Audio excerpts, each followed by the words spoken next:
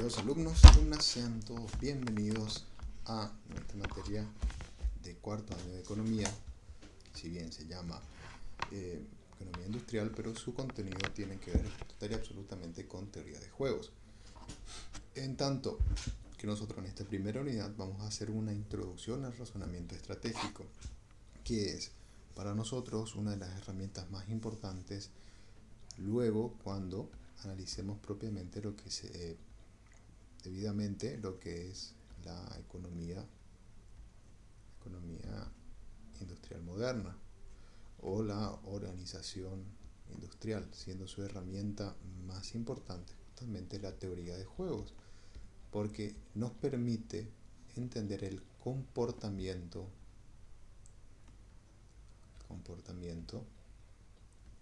de las empresas que están dentro del mercado, ¿sí? De las empresas en un mercado. Un mercado, quieren decirle, no perfectamente competitivo.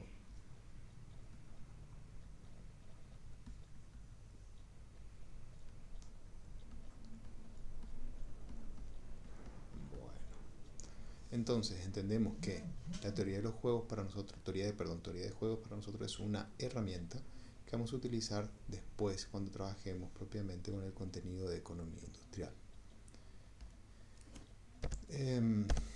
Nuestro objetivo entonces en teoría de juegos es comprender cómo se comportan los humanos, cómo interactúan uno con otro, ya que nuestra vida ¿sí? Está plagada de interacciones estratégicas, interacciones con nuestra familia, interacciones docentes con los alumnos, en un juego, en un equipo, en el día a día, en la vida misma del ser humano, por ser un individuo social, por ser un animal social, interactúa con otros, ¿sí? Y sus decisiones dependen de las otras personas y de lo que decidan las otras personas, ¿sí? Si las decisiones de las otras personas afectan también al bienestar de uno mismo, entonces esa interacción ¿sí? Es lo que nosotros estudiamos. Nuestro objetivo como científicos de las ciencias sociales entonces es entender y comprender cómo se comportan las personas, como por ejemplo se comportan los empleados de Google, de los jugadores de la NFL, de la FIFA, de los países que son miembros del Banco Mundial, ¿sí?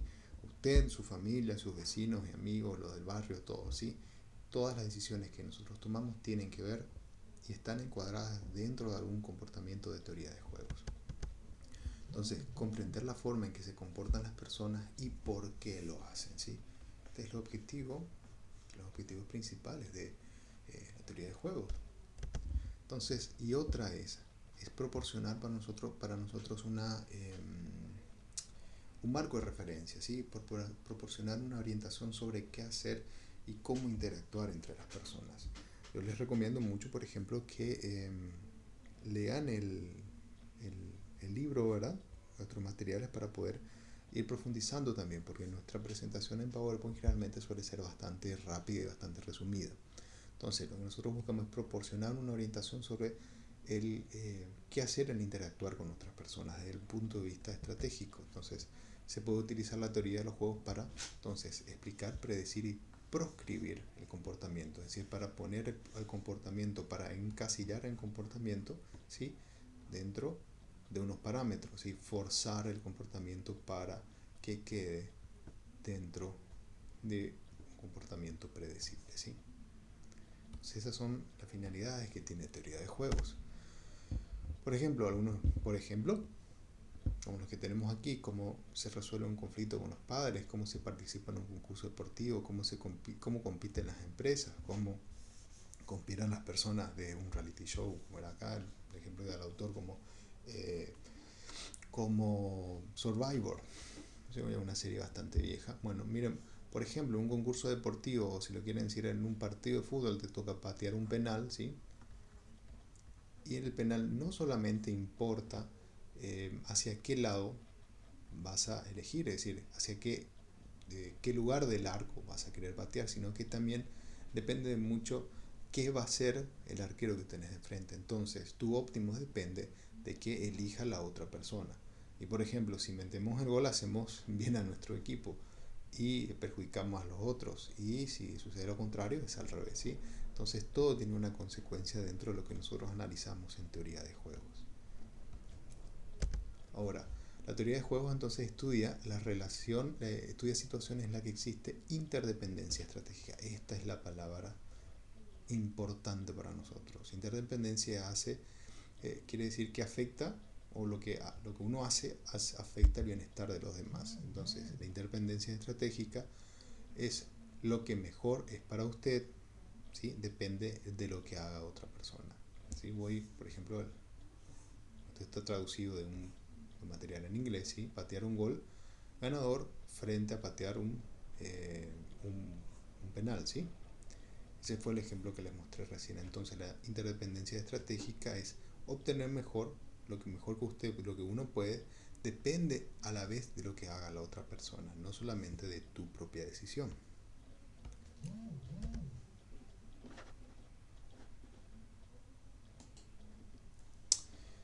Querer analizar el pensamiento, querer analizar el comportamiento presenta su primer inconveniente, ya que como nosotros queremos analizar qué va a decidir la otra persona, ¿sí? Plantea el problema de una regresión infinita. Voy a explicar a qué se trata esto. La interdependencia estratégica entonces dificulta la decisión de lo que se debe hacer. Vamos a imaginar, como pide nuestro libro, a Gregorio y a Marcia, a Greg y a Marcia, que entran entre una pareja que entra en un museo, que entran juntos y después se separan. Poner entonces que el celular de Greg se quedó sin batería, ¿sí? Y que no pueden contactarse, ¿sí? Que cada uno debe decidir en dónde reunirse y cómo. Lo que sucede aquí, vamos a ver si tenemos el análisis en el siguiente, que la teoría de juegos nos da una forma de romper la cadena de regresión infinita. ¿Qué es la cadena de regresión infinita?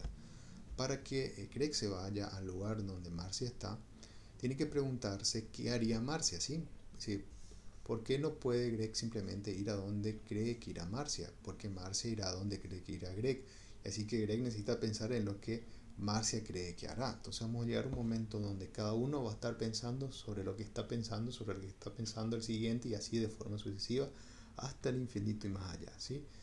Y la teoría de los juegos a nosotros nos plantea una estructura de pensamiento que rompe con este sistema y que nos plantea a partir de los beneficios, de las utilidades, de las creencias y las preferencias, solucionar el problema de la regresión infinita, ¿sí?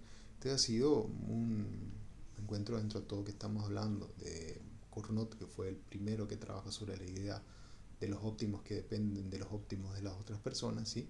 Fue el primero que planteó esto.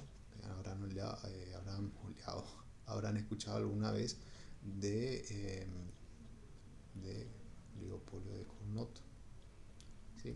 Cournot fue un economista francés que fue el primero que esbozó la teoría de los juegos, ¿sí? La idea subyacente en el fondo, que es mi óptimo a partir de tu óptimo y tu óptimo a partir de mi óptimo, ¿sí?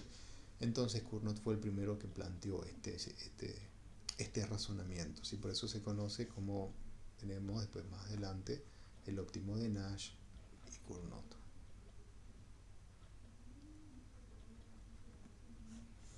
Vamos a borrar esto aquí. Vamos un poquito. Este proceso, como ya les dije, sí, cada persona está pensando en lo que piensa la otra persona, ¿sí? Y sobre lo que piensa la otra persona, y esto es un proceso infinito, ¿sí? Esto termina en nada, ¿sí? Lo que nos permite a nosotros es la teoría de los juegos romper justamente. Esto sí ya decía, por ejemplo, los creadores de lo que sería la teoría de juegos moderna, que son John von Neumann,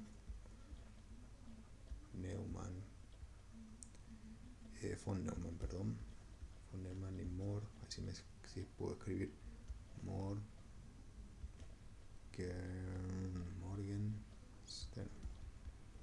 sé que escribí bien, ¿sí? Estos dos científicos alrededor del año 1930, de la década del 30, que se comparaban en inteligencia sin ningún problema a Albert Einstein, decían que la importancia de los fenómenos sociales, la riqueza y la multiplicidad de sus manifestaciones y la complejidad de su estructura son al menos iguales a los de la física, ¿sí? Por lo tanto, es esperar o temerse que serán necesarios descubrimientos matemáticos de una talla comparable a la del cálculo para producir un éxito decisivo en este campo. Es decir, ya hace casi 100 años, 90 años aproximadamente, se decía que para que nosotros podamos solucionar problemas como la riqueza, la multiplicidad de las manifestaciones y la complejidad de la estructura económica, necesitábamos conocimientos tan importantes y revolucionarios como fue el cálculo. El cálculo nos permitió saber qué tan lejos están las estrellas, es decir, hablamos de Newton, ¿sí? Toda la física moderna, toda la matemática moderna, nuestras computadoras, nuestros celulares, los satélites que nos orbitan, ¿sí? Están todos basados en esos cálculos, ¿sí? En ese sistema de pensamiento. Entonces, se necesita y se sigue trabajando, ¿verdad?, sobre la teoría de juegos, sobre el behavioral economics, sobre la economía del comportamiento, que es una de las ramas que estudia esto justamente porque es una herramienta de la economía imperfecta. Todo se centra en las personas, ¿sí? Entonces, es un conocimiento y es un desarrollo bastante moderno y bastante importante, ¿sí? Es una rama muy, muy importante de la economía. Bueno, un muestreo de situaciones estratégicas, ¿sí? Podemos tener, por ejemplo, la garantía de igualación de precios, que, por ejemplo, famoso, cuando si usted encuentra un precio más barato que el nuestro, avísenos y nosotros le igualamos. Y que el resultado de que los precios suben. Los precios suben en vez de bajar, ¿sí? ¿Por qué esto? Ya vamos a ver. Ford y el salario de $5 al día, que era el doble de lo que se pagaba en aquella época, en los años 20. Esto hizo que, por ejemplo, las utilidades de Ford aumentaran. El enfrentamiento nuclear de Estados Unidos que tuvo con Corea del Norte, es decir, el brinkmanship, vamos a ocupar mucho esta palabra, así me sale, manship, esta palabra vamos a trabajarla bastante, es decir, es cuando una persona se para en el borde del abismo, ¿sí? Camina en el borde del abismo, en donde obliga al otro a un paso en falso y caerse, ¿sí? De eso viene justamente el brinkmanship, que quiere decir caminar al borde del precipicio. Entonces, lo que hacía Estados Unidos con respecto a Corea del Norte en la época de Trump inclusive, y la época de Bush, es decir, desafiar a Corea del Norte a ponerse en el medio ahí, que nos caemos, ¿sí? Que nos vamos todos. Lo mismo pasó con Rusia, pero eso era, por ejemplo, lo que vamos a conocer más adelante, que conocemos el juego de las gallinas. Enfrentamiento nuclear, por ejemplo, la calificación según la cura, cómo descubrieron algunos estudiantes la manera que reciben una A al final de un profesor, ¿sí? Galileo y la Inquisición, porque el Papa remitió los casos a los inquisidores, es decir, qué camino siguió el juego, ayudar a un extraño. Miren, está científicamente comprobado que cuanto más personas existen en un momento en particular y tienen enfrente a una persona que se haya lastimado, ¿sí? O que esté necesitando, menor va a ser la cantidad de personas que les ayuden, si menor va a ser la probabilidad, vamos a decir el porcentaje, probabilidad que tienen de salir ayudados, ¿sí? ¿Por qué? Porque todas las otras personas están esperando que las otras personas ayuden, sí, pero eso está estudiado, ¿sí? Entonces, estas son algunas de,